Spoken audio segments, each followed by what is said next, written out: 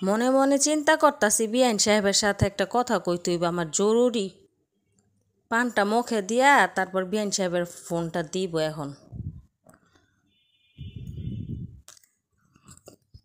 মোবাইলটা দিয়ে রে, ফোনটা দে বিআইন সাহেবের।